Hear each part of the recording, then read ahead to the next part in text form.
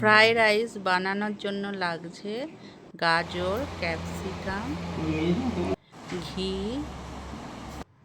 প্রথমে আমি একটা হাঁড়িতে জল গরম করলাম একটু, তার মধ্যে আমি সামান্য সাদা তেল দিয়ে দিলাম।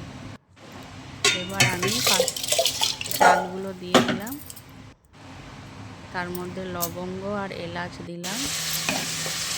ভাতটা কিছুক্ষণ ফোটার পর হয়ে যাওয়ার পর আমি সেটা ঝেড়ে নিলাম।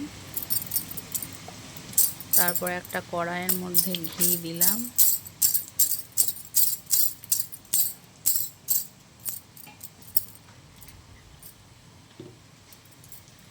তারপর গাজর কড়াইয়ের মধ্যে দিয়ে ওগুলোকে ভালোভাবে ভেজে নেব। তার সঙ্গে আমি ক্যাপসিকামগুলোও একই সঙ্গে ভেজে নেব। সামান্য নুন দিয়ে দিলাম,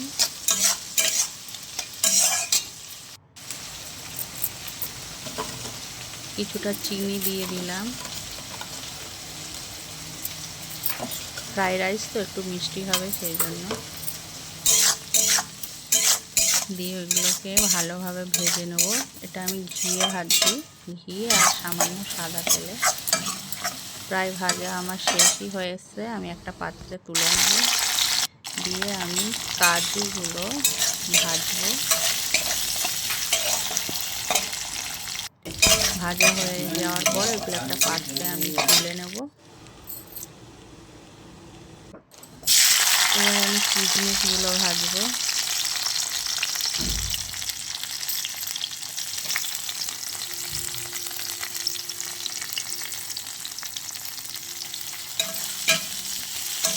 কিশমিশগুলো ভালো করে ভেজে নেব। কিশমিশগুলো প্রায় ভাজা হয়ে এসছে, এগুলোকে আমি একটা পাত্রে তুলে নেব। নেওয়ার পর একটা পাত্রে তেল দিলাম, দিয়ে গায়ে ভাতগুলো ঘিয়ের মধ্যে ভাতগুলোকে মিশিয়ে ভালোভাবে আমি ভেজে নেব। সময় কম, তাই আমি খুব তাড়াতাড়ি দেখানোর চেষ্টা করছি। এর মধ্যে আমি অল্প চিনি দিয়ে দিচ্ছি। দেওয়ার পর এর মধ্যে আমি ভাজা কাজু, কিশমিশ, নুন, গাজর, ক্যাপসিকাম সবগুলো দিয়ে একসাথে ভালোভাবে নেড়ে ভালোভাবে মিশিয়ে